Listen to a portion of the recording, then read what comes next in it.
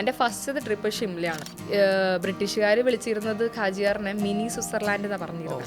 കാരണം അങ്ങനെയാണ് ആ ബ്യൂട്ടിയൊക്കെ അങ്ങനെയാണ്. പക്ഷെ അവിടെ ആ ട്രാവൽ ഭയങ്കര ഹെക്ടിക്കായിരുന്നു. എനിക്ക് പോകണ്ടായിരുന്നു എന്നെനിക്ക് തോന്നി.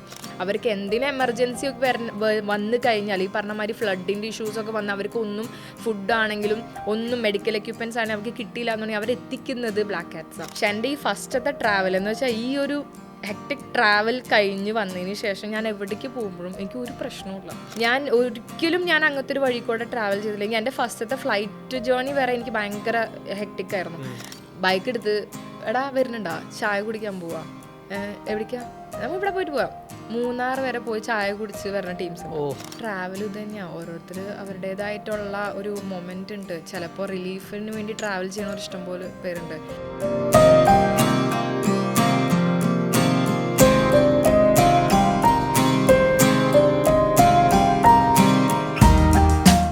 നമസ്കാരം, ഞാൻ ജോബി. ഇന്ന് നമ്മളോട് കൂടെ ഉള്ളത് റിറ്റിയാണ്. റിറ്റിയെ പറ്റി പറയുമ്പോൾ നിങ്ങളൊക്കെ കണ്ട് ഇടയ്ക്ക് വളരെ ട്രെൻഡിങ് ആയിട്ടുള്ളതായിരുന്നു നമ്മുടെ ലക്ഷദ്വീപ് പോഡ്കാസ്റ്റ്. സോ അത് ഇൻസ്റ്റാഗ്രാം റീൽസിലൂടെ നമ്മൾ ഒരുപാട് കണ്ടു.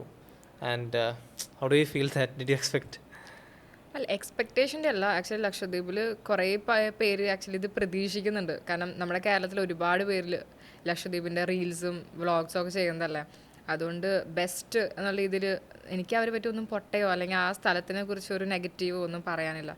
സോ എനിക്ക് പറ്റാവുന്ന രീതിയിൽ ഞാൻ എൻ്റെ ബെസ്റ്റാണ് ആ പോഡ്കാസ്റ്റിൽ ഞാൻ കൊടുത്തത്. അതെ, അത് ആക്ച്വലി എനിക്ക് തോന്നുന്നു അതിൽ പറഞ്ഞ കാര്യങ്ങൾ കുറച്ചുകൂടെ ആക്യുറേറ്റ് ആയിരുന്നു.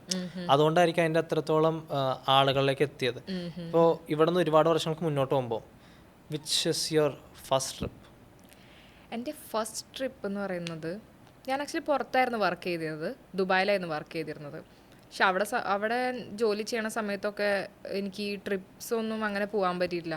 ആക്ച്വലി ജോർജിയ ട്രിപ്പൊക്കെ എനിക്ക് കിട്ടിയിരുന്നു, പക്ഷെ എനിക്ക് അങ്ങനെ ട്രാവൽ ചെയ്യാനൊന്നും പറ്റിയിട്ടില്ല. ഞാൻ അവിടെ വർക്ക് ചെയ്തത് ടൂറിസത്തിൽ തന്നെയായിരുന്നു. ബുർജ് ഖലീഫയിലാണ് ഞാൻ വർക്ക് ചെയ്തിരുന്നത്. 124th 125th ഫ്ലോറിലായിരുന്നു ഞാൻ വർക്ക് ചെയ്തിരുന്നത്. ബട്ട് സ്റ്റിൽ എനിക്ക് ട്രാവൽ ചെയ്യാൻ പറ്റിയിട്ടില്ല.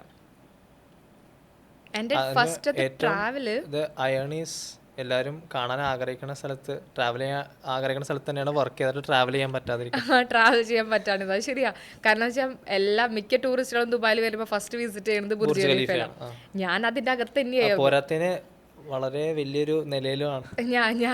ഞാൻ മുകളിൽ തന്നെയായിരുന്നു. പക്ഷെ എന്ന് വെച്ചാൽ ട്രാവൽ ചെയ്യാൻ അവിടെ നിന്നിട്ട് ദുബായ് കംപ്ലീറ്റ് കാണാൻ പറ്റുമായിരുന്നു. പക്ഷേ എനിക്ക് ട്രാവൽ ചെയ്യാൻ തീരെ പറ്റിയിട്ടില്ല. അങ്ങനെയായിരുന്നു അവിടുത്തെ വർക്ക്.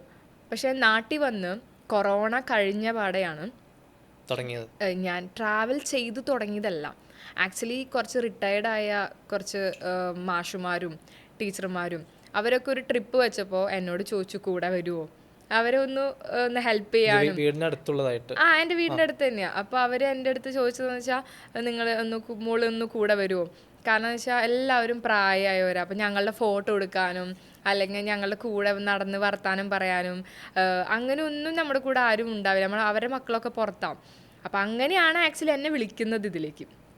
പിന്നെ ഞാൻ പുറത്ത് നിന്നിട്ട് എനിക്ക് അതിനുള്ള എക്സ്പീരിയൻസ് ഒക്കെ ഉണ്ട് എന്ന് അറിയാവുന്നത് കൊണ്ടാണ് എന്നെ വിളിച്ചത്. അങ്ങനെയാണ് ഞാൻ ഫസ്റ്റത്തെ ട്രിപ്പ് ഞാൻ ആക്ച്വലി ഷിംലയ്ക്ക് പോകുന്നത്. എൻ്റെ ഫസ്റ്റത്തെ ട്രിപ്പ് ഷിംലയാണ്. ഷിംല ആക്ച്വലി ട്രാവൽ ചെയ്തത് ട്രെയിനിലായിരുന്നു. ട്രെയിൻ ഛത്തീസ്ഗഡിൽ നിന്ന് അവിടെ നിന്ന് റോഡ് മാർഗമായിരുന്നു ഷിംലയ്ക്ക് പോയത്.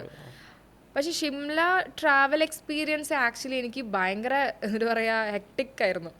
കാരണം ഈ റോഡ് ഇങ്ങനെയൊക്കെ ആയതുകൊണ്ട് എനിക്ക് മൈഗ്രെയിൻ്റെ ഇഷ്യൂ ഭയങ്കരമായിട്ടുണ്ട്. എനിക്ക് ആദ്യം ഒക്കെ എന്ന് പറഞ്ഞാൽ ട്രാവൽ ചെയ്യാനേ പറ്റില്ലായിരുന്നു. ട്രെയിൻ മാത്രമേ എനിക്ക് പറ്റിയിരുന്നുള്ളൂ.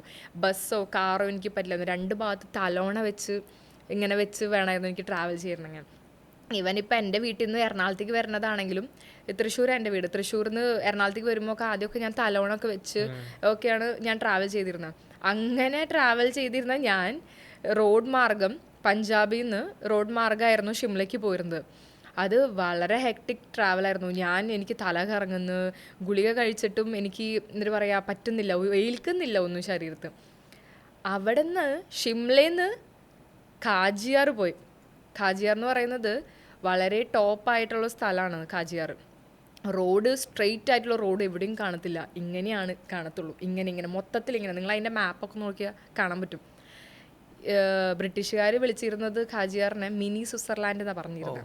കാരണം അങ്ങനെയാണ് ആ ബ്യൂട്ടിയൊക്കെ അങ്ങനെയാണ്. പക്ഷെ അവിടെ ആ ട്രാവൽ ഭയങ്കര ഹെക്ടിക്കായിരുന്നു. എനിക്ക് പോകണ്ടായിരുന്നു എന്നെനിക്ക് തോന്നി. ഇങ്ങനെയായിരിക്കും അവിടെ നിന്നൊന്നും എനിക്കറിയില്ല. കൂടെ വരുന്ന ഈ റിട്ടയർഡായ മാഷുമാർക്കും ടീച്ചർമാർക്കും ഒന്നും അറിയില്ല അവിടെ എത്തിക്കഴിഞ്ഞാൽ ഇങ്ങനെയായിരിക്കും എന്നൊന്നും അറിയില്ല. പക്ഷെ എനിക്ക് എങ്ങനെയെങ്കിലും വീട്ടിലെത്തിയാൽ മതി, അല്ലെങ്കിൽ ഒരു നല്ലൊരു ലാൻഡ്സ്കേപ്പ് ഉള്ള ഏരിയയിൽ എത്തിയാൽ മതി എന്ന് മാത്രമായിരുന്നു എൻ്റെ പ്രാർത്ഥന. പക്ഷെ അവിടെ എത്തിക്കഴിഞ്ഞതിന് ശേഷം ഞാൻ ആക്ച്വലി എനിക്കൊരു 4-5 മരുന്ന് ഞാൻ കഴിച്ചിട്ടുണ്ട്, തലവേദനയുടെ ഗുളിക ഞാൻ കഴിച്ചിട്ടുണ്ട്.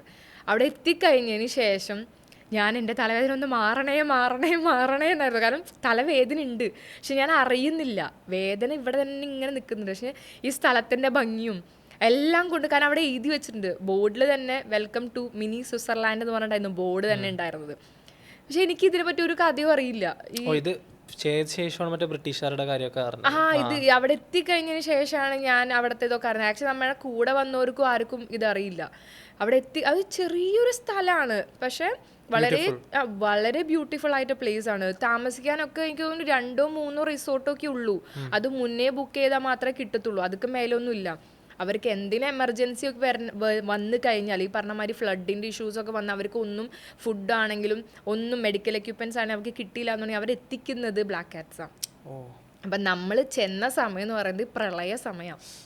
ഇതിൻ്റെ ഇടയ്ക്ക് പ്രളയം ഉണ്ടായിട്ടുണ്ടായിരുന്നു. നമ്മളവിടെ ഒരു ദിവസം എക്സ്ട്രാ താമസിക്കേണ്ടി വന്നിട്ടുണ്ടായിരുന്നു അവിടെ. ഞാൻ മാത്രമേ ഉള്ളൂ ഈ പ്രായമായവരുടെ കൂട്ടത്തിലൊരു ചെറുപ്പക്കാരി. ബാക്കി എല്ലാവരും ഷുഗർ ഉള്ളവരാണ്, ഇൻസുലിൻ എടുക്കുന്ന ടീംസ് ഉണ്ട്. അപ്പോൾ ഇവർക്കും പേടി, ഇവരുടെ മക്കൾ വിളിക്കുന്നുണ്ട്, റിറ്റി എങ്ങനെയുണ്ട് എന്ന് കാര്യങ്ങൾ ഡീറ്റെയിൽ ആയിട്ട് പറയാമോ. ചിലർക്ക് റേഞ്ച് കിട്ടാത്തതിൻ്റെ ഇഷ്യൂ, അപ്പോൾ ഇവർക്ക് ഞാൻ വാട്സാപ്പ് കണക്ട് ചെയ്തിട്ട് കൊടുക്കേണ്ട ഒരു അവസ്ഥയൊക്കെ വന്ന്. പക്ഷെ എല്ലാവരും നല്ല റേഞ്ച് ആണോ? ഷിംലയിൽ നിന്ന് ആക്ച്വലി എനിക്ക് തോന്നുന്നു 3 to 4 hours, I think 6 hours journey ഉണ്ട് ഖാജിയാറിലേക്ക്. നല്ല ജേർണി ഉണ്ട് അവിടെ. സിഗ്നൽ ഒക്കെ കിട്ടാൻ ഇല്ലല്ല, സിഗ്നൽ കിട്ടാൻ നല്ല ബുദ്ധിമുട്ടാണ്. പക്ഷെ ഡ്രൈവേഴ്സ്, നമ്മുടെ കൂടെ ഉണ്ടായിരുന്ന ഡ്രൈവറൊക്കെ നല്ല അടിപൊളി ഡ്രൈവേഴ്സ് ആയിരുന്നു. എന്ന് വെച്ചാൽ നല്ല ഒരു കമ്മ്യൂണിക്കേഷൻ ഹിന്ദി തന്നെയായിരുന്നു.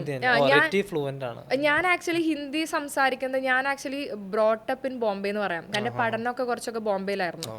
അപ്പോൾ അതുകൊണ്ട് ഹിന്ദി ഞാൻ അത്യാവശ്യം നന്നായി പറയും. ഞാൻ പഠനത്തിൻ്റെ കാര്യം, ഞാൻ പഠിച്ചത് തന്നെ ആക്ച്വലി മഡ് ഐലൻഡ് എന്ന് പറഞ്ഞിട്ട് ഒരു ടൂറിസ്റ്റ് പ്ലേസിൽ തന്നെയായിരുന്നു. ഈ ബോംബെയിൽ സ്കൂളിലൊക്കെ പോണ വെക്കേഷൻ എടുക്കണ ഒരു ഏരിയ ആണ് ഈ മഡ് ഐലൻഡ് എന്ന് പറയുന്നത്. മഡ് ഐലൻഡ് ആക്ച്വലി ഒരു ബീച്ച് ഏരിയ ആണ്. അതേപോലെ ജെട്ടി കയറി വരണം, റോഡ് മാർഗം വരാം ഇല്ല എന്നല്ല, പക്ഷെ അത് ഷോർട്ടസ്റ്റ് മാർഗം ജെട്ടി കയറി എത്താന്നുള്ളത്, ബോട്ട് ജെട്ടി കയറി എത്താന്നുള്ളതാണ് ഷോർട്ടസ്റ്റ് മാർഗം. ഇപ്പൊ യൂട്യൂബിലും ഈ പിങ്ക് വില്ല പേജൊക്കെ ഇല്ലേ ബോളിവുഡിന്റെ, അവരുടെ പേജിലൊക്കെ കാണാം കുറെ സിനിമാ നടിമാരൊക്കെ ബോട്ട് ജെട്ടി കയറി പോകുന്നതൊക്കെ കാണാം. അത് ആക്ച്വലി ഓക്കെ, ഇവർ ഈ ബോട്ട് ജെട്ടി കയറി വരുന്ന ഈ മഡ് ഐലൻഡിലേക്ക്, അവിടെ ആക്ച്വലി മിക്ക സിനിമാ നടന്മാരും നടിമാർക്കും അവിടെ വില്ലാസോ പ്ലോട്ട്സോ ഒക്കെ ഉണ്ടാവും. സ്റ്റേക്കേഷന് വേണ്ടിയിട്ട് വരുന്നതാണ് അവിടെ. അങ്ങനത്തെ ഒരു സ്ഥലത്താണ് ഞാൻ പഠിച്ചേക്കുന്നത്. അതുകൊണ്ട് എനിക്ക് ലൈക്ക് എന്നിട്ട് പറയാം, ടൂറിസ്റ്റ് ഡെസ്റ്റിനേഷനിലേക്കോ അല്ലെങ്കിൽ ഇങ്ങനത്തെ ഡെസ്റ്റിനേഷനിലേക്ക് പോണ ഒരു മടി, പക്ഷെ അവിടെ എത്തുന്നത് ഒരു ഭയങ്കര ഒരു ബുദ്ധിമുട്ടായിരുന്നു. പക്ഷെ എൻ്റെ ഈ ഫസ്റ്റത്തെ ട്രാവൽ എന്ന് വെച്ചാൽ ഈ ഒരു ഹെക്ടിക് ട്രാവൽ കഴിഞ്ഞ് വന്നതിന് ശേഷം ഞാൻ എവിടേക്ക് പോകുമ്പോഴും എനിക്ക് ഒരു പ്രശ്നവുമില്ല. കാരണം തിരിച്ചു വന്നപ്പോഴും തലവേദന ഇല്ല, എനിക്ക് തലവേദന ഉണ്ടായിട്ടില്ല. കാരണം എന്ന് വെച്ചാൽ അതിന്റെ റീസൺ ഞാൻ പറയാം. വെച്ചാൽ ഞാൻ അങ്ങനത്തെ ഒരു വഴി കൂടെ ട്രാവൽ ചെയ്തില്ലെങ്കിൽ എൻ്റെ ഫസ്റ്റത്തെ ഫ്ലൈറ്റ് ജേർണി വരെ എനിക്ക് ഭയങ്കര ഹെക്ടിക് ആയിരുന്നു. പക്ഷെ ഈ ഒരു യാത്ര കഴിഞ്ഞ ശേഷം എനിക്ക് ബാലൻസ് ചെയ്യാൻ എങ്ങനെയാണെന്ന് എനിക്ക് നന്നായി ഞാൻ പഠിച്ചു. ഈ ട്രാവൽ ചെയ്യുമ്പോൾ എങ്ങനെ ബാലൻസ് ചെയ്യണം എന്നൊക്കെ നന്നായിട്ട് എനിക്കറിയാം. ഇതിന് മുന്നും ഞാൻ എൻ്റെ എന്താ പറയുക, ഒരുപാട് ട്രാവലിൽ ഞാൻ ഒക്കെ നേരെയായ റോഡും ഫ്ലൈറ്റ് ആണെങ്കിൽ ഇങ്ങനെ അവിടെ എത്തിക്കഴിഞ്ഞ് അതെനിക്കറിയാം. എൻ്റെ അമ്മ മുന്നേ പറഞ്ഞിട്ടുണ്ട്, ഫ്ലൈറ്റ് കയറുമ്പോഴും ഇറങ്ങുമ്പോഴും ഒരു ബുദ്ധിമുട്ടുണ്ടാവും. അപ്പോൾ ഈ ബബിളിക്കം വായിൽ ചവച്ചുകൊണ്ടിരിക്കാം, അപ്പോൾ കുഴപ്പമുണ്ടാവില്ല എന്നുള്ളത്. അതേപോലെ തന്നെ ഈ ഇങ്ങനത്തെ വഴിയൊക്കെ വരുമ്പോൾ ബാലൻസ് ചെയ്യാനും ഞാൻ പഠിച്ചിട്ടുണ്ട്, എങ്ങനെ ബാലൻസ് ചെയ്യണം എന്നുള്ളത്. അതുപോലെ ട്രാവൽ ചെയ്യുമ്പോൾ മൊബൈൽ നോക്കലും അതൊന്നും എനിക്ക് പറ്റൂല ഇപ്പോഴും. കാരണം വെച്ചാൽ അത് ബാലൻസ് ചെയ്യാൻ പഠിച്ചിട്ടില്ല എങ്ങനെയാണെന്നുള്ള കാര്യം. ബാലൻസ് ചെയ്യാണ്ടിരിക്കുന്നതിന് നല്ലത്. കാരണം ട്രാവൽ ചെയ്യുമ്പോൾ മാക്സിമം മൊബൈൽ യൂസ് ഒഴിവാക്കൽ തന്നെയാണ് ബെസ്റ്റ്. പക്ഷേ ഞാൻ ഇങ്ങനത്തെ ട്രാവൽ വരുമ്പോൾ എൻ്റെ ഫസ്റ്റത്തെ ട്രാവലായിരുന്നു അത്. ഈ ഷിംല ഖാജിയാർ ട്രാവൽ ഫസ്റ്റത്തെ ട്രാവലായിരുന്നു. അതിനുശേഷം ആ ട്രാവൽ കഴിഞ്ഞ് വന്നതിന് ശേഷം ഞാൻ അവരുടെ കൂടെ ഒരുപാട് യാത്ര പോയിട്ടുണ്ട്. സെയിം ടീമായിട്ട് തന്നെ. സോളോ ആണോ പ്രിഫർ ചെയ്യുന്നത് അതോ? ഞാൻ ആക്ച്വലി ടീമായിട്ട് തന്നെ പ്രിഫർ ചെയ്യുന്നത്. കാരണം എന്ന് വെച്ചാൽ ഈ അറിയാത്ത കുറച്ച് ടീമിൻ്റെ കൂടെ യാത്ര ചെയ്യുമ്പോൾ എന്ന് വെച്ചാൽ ഒരുപാട് കാര്യങ്ങൾ അറിയാനുണ്ടാവും. ഒരുപാട് അവരുടെ പാസ്റ്റ് എക്സ്പീരിയൻസ്. ഇപ്പം എൻ്റെ കൂടെ വന്നവർ എന്ന് പറയുന്നത് കോഴിക്കോട് റിട്ടയർഡായ RTO ഓഫീസറായിരുന്നു. പിന്നെ ഒരു DO ഉണ്ടായിരുന്നു. പിന്നെ കണ്ണൂരത്തെ ഒരു സ്കൂൾ റിട്ടയർഡായ പ്രിൻസിപ്പൽ ഉണ്ടായിരുന്നു. അതേപോലെ തന്നെ ഒക്കെ നല്ല നല്ല ടീമായിരുന്നു. അപ്പോൾ ഇവരുടെ എക്സ്പീരിയൻസും വൈൽഡാന്ന് വെച്ചാൽ ഒരുപാട് വൈൽഡ് എക്സ്പീരിയൻസ് ഉണ്ട്. ഇവർ ഒറ്റയ്ക്ക് യാത്ര എന്നിട്ട് പറയാം, ഞാൻ ജനിക്കണേ മുന്നേ കേദാർനാഥൊക്കെ കയറിയ ടീംസ് ഉണ്ട് അതിന്. അപ്പോൾ അവരുടെ എക്സ്പീരിയൻസ് കേൾക്കുമ്പോൾ ഞാൻ ഒരു ശിശുവില്ല. കടലിന് മുമ്പിൽ ഇങ്ങനെ അതുകൊണ്ട് എനിക്ക് അവരുടെ കൂടെ യാത്ര ചെയ്ത് കഴിഞ്ഞ ശേഷം എനിക്ക് ഭയങ്കര ധൈര്യമാണ് ഏത് ടീമിൻ്റെ കൂടെ എനിക്ക് യാത്ര ചെയ്യാം. കാരണം അവർ എന്തൊക്കെ എക്സ്പീരിയൻസ് അവരെക്കാൾ ഞാൻ ഒരുപാട് ചെറുപ്പത്തിൽ ഞാൻ പറയില്ല, എനിക്ക് തോന്നുന്നു ഞാൻ എൻ്റെ 26ാമത്തെ വയസ്സിലാണ് ഞാൻ യാത്ര തുടങ്ങിയത്. അപ്പോൾ എനിക്ക് ആക്ച്വലി ഇവരുടെ കൂടെ പോയിട്ടുള്ള അറിവും കാര്യങ്ങളും കിട്ടിക്കഴിഞ്ഞ ശേഷം എനിക്ക് ആരും എൻ്റെ അടുത്ത് എന്ത് ചോദിക്കുമ്പോഴും എനിക്ക് പറഞ്ഞു കൊടുക്കാൻ പറ്റും. ഞാൻ എൻ്റെ ട്രാവൽ എക്സ്പീരിയൻസ് വെച്ചിട്ട് പോവാത്ത സ്ഥലത്തെക്കുറിച്ച് ഞാൻ അധികം സംസാരിക്കാറില്ല. കാരണം അതിനെക്കുറിച്ച് എനിക്കൊന്നും അറിയില്ല. പോയി കഴിഞ്ഞ് തിരിച്ച് വന്നാലും എനിക്ക് അതിനെക്കുറിച്ച് അറിയില്ല. ഒരു 2-3 തവണ സെയിം സ്പോട്ടിൽ പോയി കാര്യങ്ങളൊക്കെ പഠിച്ച് മനസ്സിലാക്കി അവരുടെ ലാംഗ്വേജ് ആണെങ്കിലും. ഇപ്പോൾ ബോംബെ പോയിട്ടുണ്ടെങ്കിൽ നമ്മൾ ഹിന്ദി ഇംഗ്ലീഷ് കൊണ്ട് മാത്രം കാര്യമില്ല, മറാഠിയും കൂടി അറിഞ്ഞിട്ടുണ്ടെങ്കിൽ അടിപൊളിയാണ്.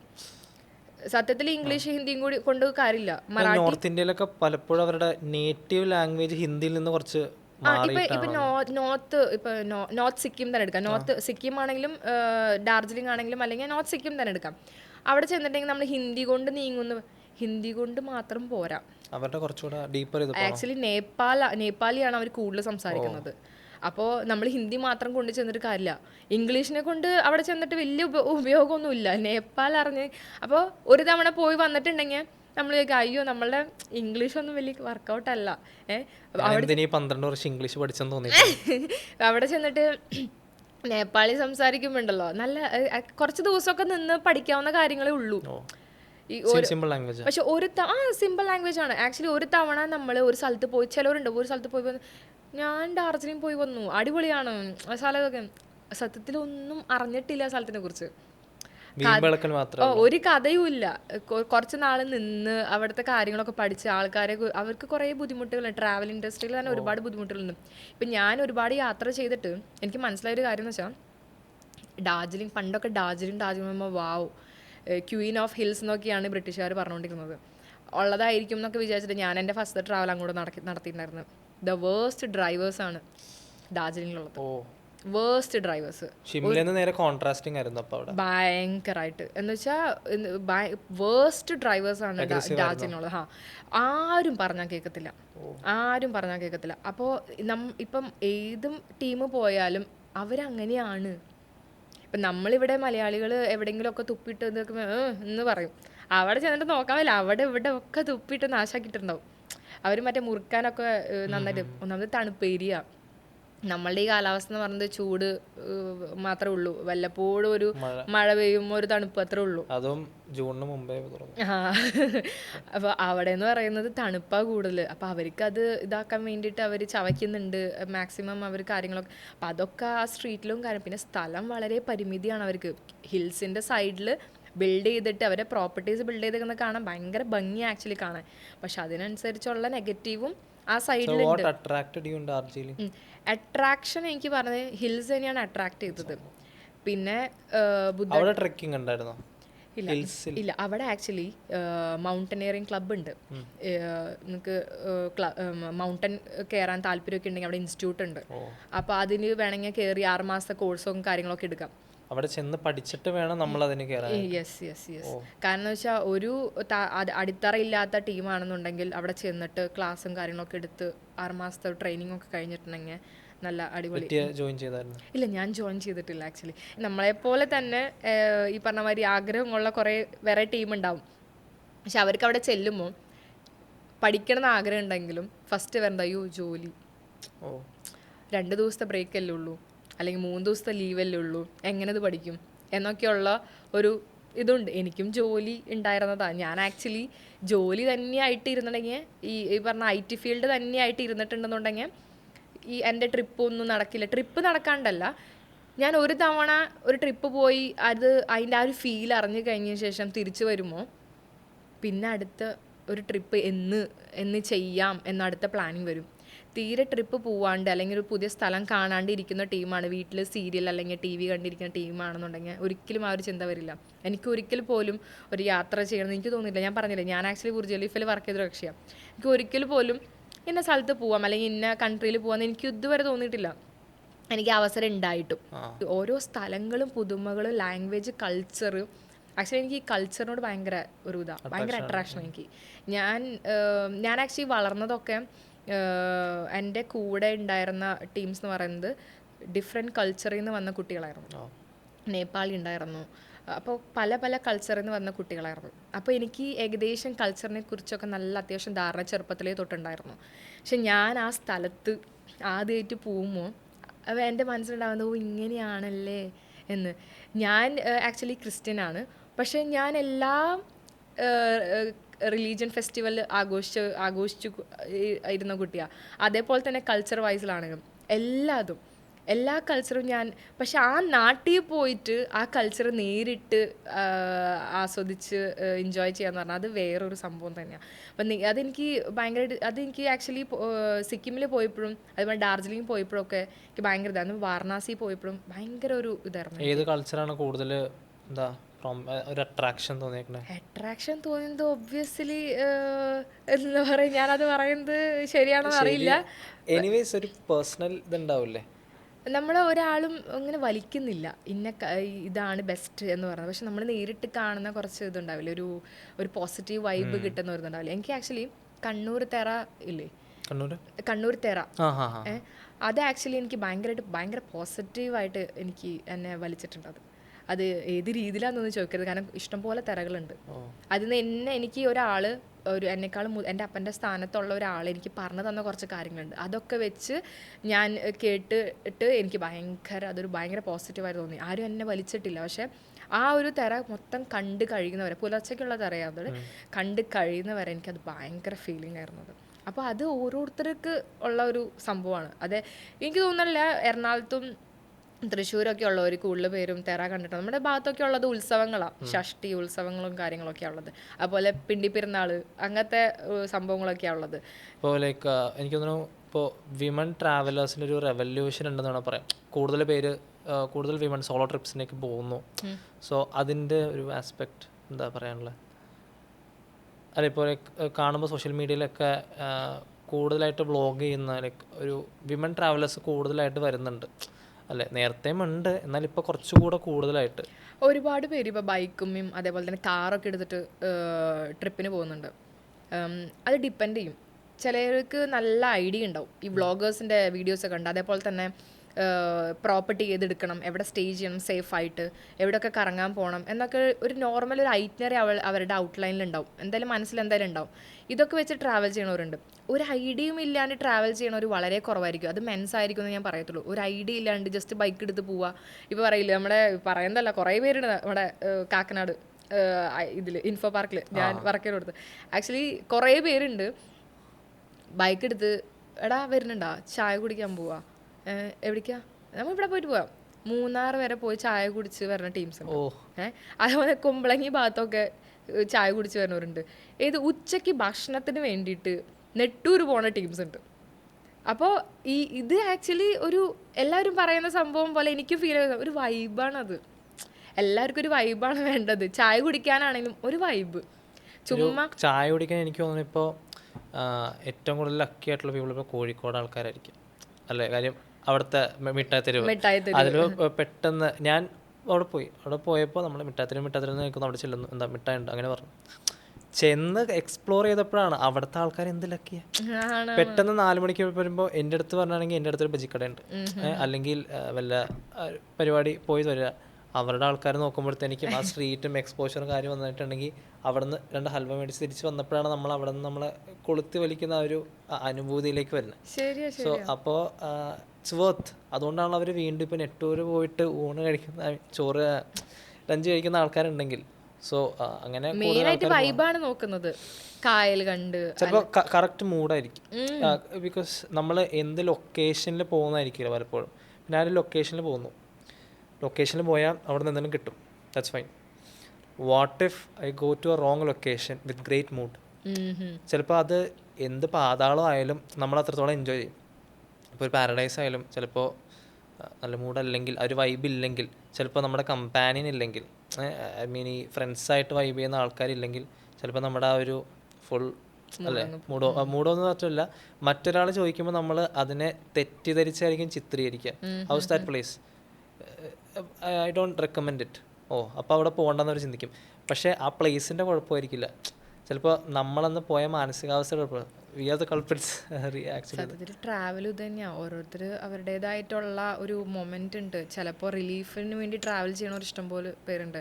ടെൻഷൻ റിലീഫ് എന്നൊക്കെ ട്രാവലിംഗ് അങ്ങനെ ട്രാവൽ ചെയ്യണ ഒരു ഇഷ്ടംപോലെ പേരുണ്ട്. മൂവ് ആവാൻ വേണ്ടി ബെസ്റ്റ് എനിക്ക് തോന്നുന്നു. ലൈക്ക് എനിക്ക് അടുത്തറിയാവുന്ന കുറച്ച് പേരുണ്ട്, ഇടയ്ക്കിടയ്ക്ക് ലീവ് എടുത്തിട്ട് ട്രാവൽ ചെയ്യണവർ. ജസ്റ്റ് അവർ ആക്ച്വലി ഞാനൊക്കെ 24/7 അവൈലബിൾ ആണ്. എന്തെങ്കിലും റെക്കമെൻഡേഷൻ ചോദിക്കാനോ, അതല്ല ഈ പറഞ്ഞ മാതിരി എന്താ പറയുക, ട്രാവലിനെ കുറിച്ച് എവിടേക്ക് പോകണടി ഈ സമയത്ത്, എനിക്ക് ഇന്ന് പോയിട്ട് നാളെ രാവിലെ എന്തായാലും എത്തണം എന്നൊക്കെ ചോദിക്കുമ്പോൾ എനിക്ക് പറഞ്ഞു കൊടുക്കാൻ പറ്റും, എടി ഇവിടെ പോയാൽ മതി, എനിക്ക് ശാന്തി സമാധാനമല്ല വേണ്ടത്. ഇപ്പോൾ എനിക്കിപ്പോൾ എന്തെങ്കിലും ഡൗട്ട് വരുവാണ്, അപ്പോൾ പെട്ടെന്ന് പോവുക, അല്ലെങ്കിൽ നമ്മുടെ ആ ഒരു കറക്റ്റ് ടൈമും ഇൻട്രസ്റ്റ് മൂഡും പറയുക. ചിലപ്പോൾ ഫുഡിന് വേണ്ടി എക്സ്പ്ലോർ ചെയ്യാൻ പോകണവരുണ്ടാവും, ചിലപ്പോൾ ഇപ്പോൾ ഹിൽ ഏരിയാസ് അല്ലെങ്കിൽ ആ ടെറൈൻ വ്യത്യാസപ്പെട്ട്. അപ്പോൾ ഞാൻ റെയിൻഡിയറിൽ അവരെ വിളിച്ചിട്ട് ചോദിക്കുക പിന്നെ സ്ഥലത്ത് ഇത് പറയുക. അപ്പോൾ അവർ വന്നിട്ട് നമ്മൾ കറക്റ്റ് ഫിസിക്കലി പ്രസൻ്റായിട്ട് ഗൈഡ് ചെയ്യണമെന്ന് അത് ചെയ്യും. അല്ലെങ്കിൽ നമുക്ക് സോളോ ആയിട്ട് പോകണമെങ്കിൽ അവരത് കാൽക്കുലേറ്റ് ചെയ്ത് മെഷർ ചെയ്ത് കറക്റ്റ് സ്ഥലത്തേക്ക് നമ്മൾ പറയും. സോ അതൊരു അഡ്വൈസ് കിട്ടുക എന്ന് പറയുന്നത് ഇറ്റ്സ് എ ഗ്രേറ്റ് തിങ്. ഇപ്പോൾ നിനക്കിപ്പോൾ ഇന്നിപ്പോൾ ട്രാവൽ ചെയ്യേണ്ട കാര്യമൊന്നുമില്ല. മീൻസ് നിനക്ക് ട്രാവലിനോട് വലിയ താല്പര്യമില്ലാത്ത ഒരാളാണ്. പക്ഷെ നിനക്ക് എന്തെങ്കിലും ജോലി സംബന്ധമായിട്ട് എന്തെങ്കിലും ഒരു കാര്യമൊക്കെ വന്ന് നീ ഭയങ്കര ഡിപ്രസ്ഡ് ആണെന്നുണ്ടെങ്കിൽ ഒരു യാത്രയിൽ തീരാവുന്നതേ ഉള്ളൂ. അതിപ്പോൾ ചിലപ്പോൾ ഒരു വട്ടാവട ട്രിപ്പായിരിക്കാം, ഒരു വർക്കല ട്രിപ്പായിരിക്കാം, ഒരു വയനാട് ട്രിപ്പായിരിക്കാം. ഒരു വയനാട്ടിൽ ചെന്നിട്ട് ഒരു ചെറിയൊരു മഡ് ഹൗസിൽ നിന്ന് അവിടുത്തെ ആ ഒരു ചെറുതായിരിക്കാം, ആ ഒരു ചെറുതിൽ സന്തോഷം കണ്ടെത്തിയാൽ അടിപൊളിയായിരിക്കും. വയനാട് ടൂറിസം ലൈക്ക് എനിക്ക് തോന്നുന്നു പുറത്ത്, കേരളത്തിന് പുറത്തെന്ന് പറയുമ്പോൾ മെയിൻലി അതായിരിക്കും അവർ പേര്.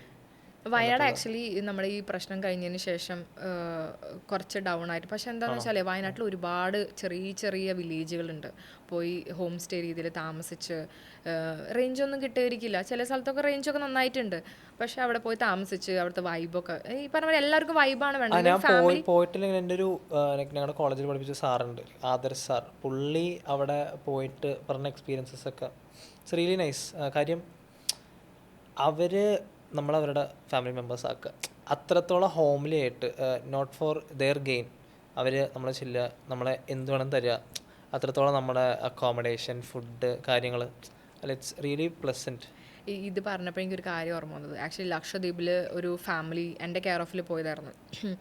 അപ്പോൾ അവരെന്നോട് ചോദിച്ചിട്ടുണ്ടായിരുന്നു, റിറ്റി എവിടെ നമുക്ക് ഒരു 5-6 ദിവസത്തെ ലീവ് ഉണ്ട്, എവിടെ പോയാലായിരിക്കും നല്ലതെന്നൊക്കെ ചോദിച്ചപ്പോൾ ഞാൻ പറഞ്ഞു, ഏതാ സ്ഥലം, ഔട്ട് ഓഫ് ഇന്ത്യ ആണോ അതോ ഇന്ത്യയുടെ അകത്ത് തന്നെയാണോ? ഇന്ത്യയുടെ അകത്ത് തന്നെ, പക്ഷെ മല കയറാനോ അങ്ങനെ ട്രക്കിംഗ് പരിപാടിക്കോ ഒന്നും താല്പര്യമില്ല.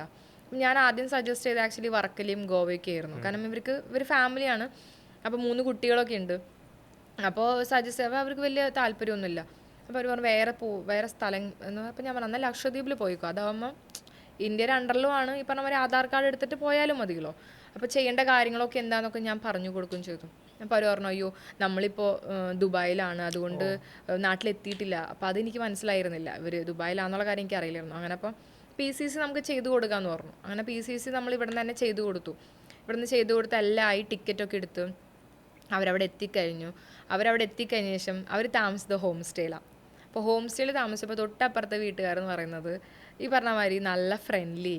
അവർ 4-5 ദിവസം ഉണ്ടായിരുന്നു. അപ്പോൾ ഈ ദിവസങ്ങൾ ഇവർ ഭയങ്കര ഫ്രണ്ട്ലി ആയി, ഫാമിലിയൊക്കെ അറ്റാച്ചായി എന്ന് പറഞ്ഞു കഴിഞ്ഞ ശേഷം ഇവർ അവിടുത്തെ താമസത്തിൻ്റെ അവർ പറഞ്ഞു ഫുഡിൻ്റെ ഒന്നും പൈസ നമുക്ക് തരണ്ടെന്ന് പറഞ്ഞു.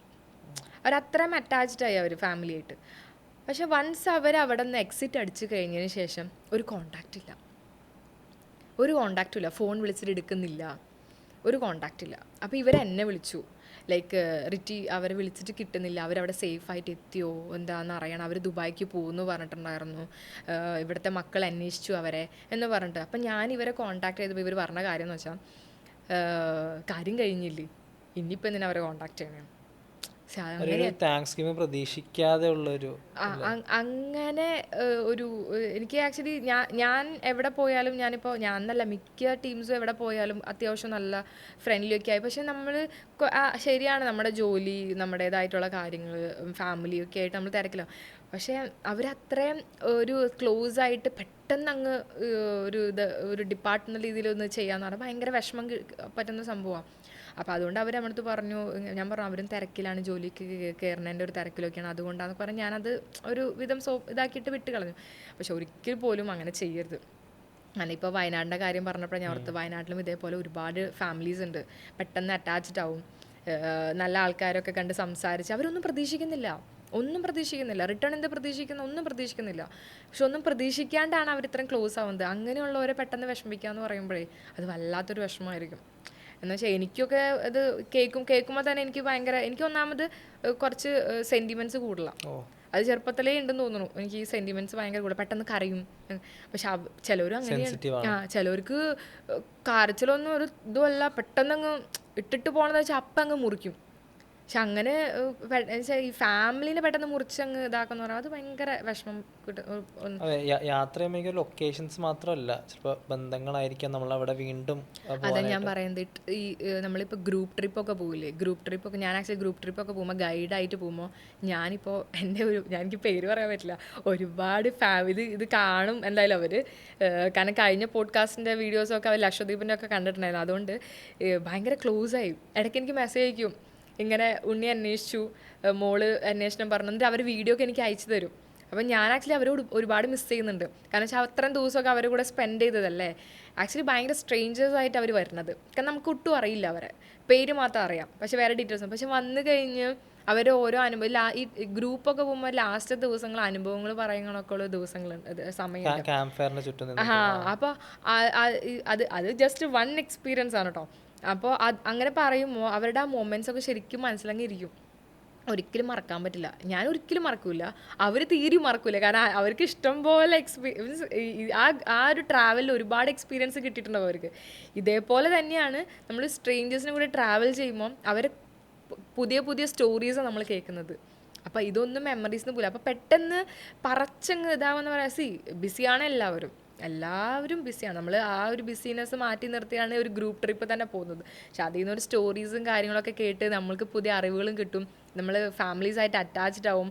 വല്ലപ്പോഴും ഗെറ്റ് ടുഗെദർ, ഒരുപാട് ട്രാവൽ കമ്പനീസ് ഉണ്ട് ഗെറ്റ് ടുഗെദർ പ്ലാൻ ചെയ്യുന്നത്. പണ്ടൊക്കെ എന്ന് പറയുന്നത് ഫാമിലി ഗെറ്റ് ടുഗെദറാണ്. നീ അറിയായിരിക്കുമല്ലോ, ഫാമിലി നെയിമിൽ ഗെറ്റ് ടുഗെദർ വെച്ചിട്ട് ആനിവേഴ്സറി പോലെ അതന്നെ ഒരു ഹോളൊക്കെ റെന്റിന് എടുത്തിട്ട്, അതേപോലെ തറവാടി കൂടുക, അത് ഒരുപാട് ഉച്ചക്കലത്തെ ഭക്ഷണം, പിന്നെ ഡാൻസ് പ്രോഗ്രാം ഒക്കെ വെച്ച്. അതേപോലെ ഇപ്പൊ ട്രാവൽ കമ്പനീസ് തുടങ്ങിയിട്ടുണ്ട്. ഇതന്നെ ഹോൾ റെന്റിന് എടുക്കുക, എന്നിട്ട് ഉച്ചക്കലത്തെ ഫുഡ് പ്ലാൻ ചെയ്യുക. സ്പെസിഫിക് കമ്മ്യൂണിറ്റി, ഒരു ഫാമിലി. ഇപ്പൊ കമ്മ്യൂണിറ്റിയാണ് മെയിൻ. ഇപ്പൊ എന്ന് പറയുന്നത് ഇൻസ്റ്റാഗ്രാം കമ്മ്യൂണിറ്റി ഉണ്ട്, വാട്സാപ്പ് കമ്മ്യൂണിറ്റി ഉണ്ട്. ഈ കമ്മ്യൂണിറ്റിയിലൊക്കെ ഈ ഗ്രൂപ്പ് ട്രിപ്പ് പോയവരൊക്കെ അതിൽ ജോയിൻ ചെയ്യിപ്പിക്കും. താല്പര്യം ഉണ്ടെങ്കിൽ മാത്രം ജോയിൻ ചെയ്യുള്ളൂ, അല്ലാത്തവരൊന്നും ജോയിൻ ചെയ്യില്ല. അപ്പോൾ ഈ ട്രാവൽ കമ്പനീസ് ഇങ്ങനെ ഇതാക്കിയിട്ട് വലിയൊരു ഫാമിലി ആക്കുവാണ് ഇവർ. ഈ ഫാമിലിയിൽ എന്നിട്ട് ഇവർ ഒരിക്കലെങ്കിലും ഈ പറഞ്ഞ മാതിരി കൊല്ലത്തിൽ ഒരിക്കലൊക്കെ ഇവർ ഗെറ്റ് ടുഗെദർ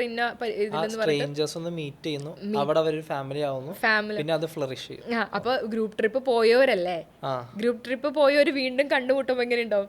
അവർക്ക് ഒരുപാട് കാര്യങ്ങൾ പറയാം. ചിലപ്പോൾ അവർ ആ ട്രിപ്പ് അല്ലാണ്ട് വേറെ ഏതെങ്കിലും ട്രിപ്പിന്റെ കൂടെ യാത്ര ചെയ്തിട്ടുണ്ടാവും. അപ്പോൾ അവിടുത്തെ എക്സ്പീരിയൻസും, അപ്പോൾ ചിലപ്പോൾ ബാലി പോവാത്തവരാരെങ്കിലും ഉണ്ടാവും അവിടെ. ഇവർ കണ്ടുമുട്ടി വർത്താനം പറയും. അപ്പോൾ പറയും ബാലി പോകണം എങ്ങനെയായിരുന്നു, നമ്മൾ ഇതിന്ന് പോയത് ഇവരുടെ കൂടെ തന്നെ പോയത്.